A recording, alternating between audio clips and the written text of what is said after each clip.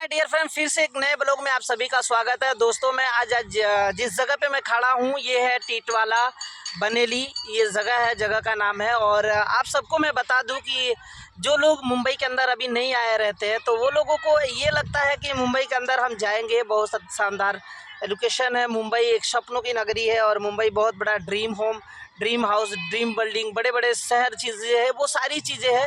लेकिन अभी मुंबई के अंदर भी एक गांव खेड़े, एक देहात जैसे एरिया रहता है। जैसे कि अभी मैं जिस जगह पे खड़ा हूँ वो जगह आप चारों तरफ से देख लीजिए, एक बेहतरीन जगह है। यहाँ पे गांव का आनंद आता है, पूरे देहात का आनंद आता है। यहाँ पे जो रहने वाले लोग हैं बहुत ही शानदार और बहुत ही सुकून में रहते हैं।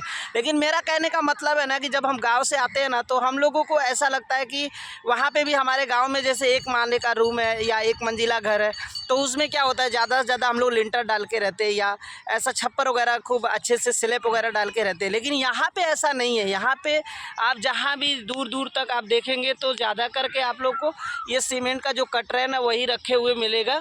यानी यहाँ पे 99% महाराष्ट्र के अंदर, मुंबई के अंदर जितने भी घर आपको नज़र आएंगे वो सारे के सारे इसी तरह आएंगे। लेकिन अभी मेरे पीछे आप जो बाहर बाजू में जो बिल्डिंग देख रहे हैं, ये सोसाइटी जो देख रहे हैं, ये सोसाइटी अभी 7-8-9 माले का है। लेकिन अभी ये सोसाइटी ऐसे बनाने के लिए एक बड़ा परमिशन लेना पड़ता है और बड़े परमिशन के साथ काम करते हैं। जैसे बिल्डर के हाथ में देने के बाद ये लोग बनाते हैं इस तरह से, ठीक है। अभी फ़िलहाल में जो हम लोग आते हैं या गांव से आते हैं, फ़िलहाल में नए लोग आते हैं, नए वर्ग के लोग आते हैं जो ऐसे तरह के रूम में लेकर 2000, 1500, 1000, 3000, 4000 जैसे जिस तरह का जो रूम लेगा वैसे उस कैटेगरी में उसको रूम मिलता है। और वो लोग रूम में रहते हैं, रूम के बाहर पानी का व्यवस्था रहता है, हर जगह रहता है।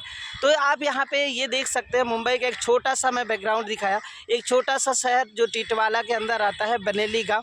यहाँ पे अनीस साबरी जो कव्वाल है यहाँ पे हर साल आते हैं। यहाँ पे एक दरगाह है, बहुत ही शानदार और बहुत ही प्यारा सा यहाँ पे मेला भी लगता है। दोस्तों प्लीज़ अगर इस वीडियो अच्छा लगा हो तो आप लोग लाइक शेयर सब्सक्राइब जरूर कर दीजिएगा।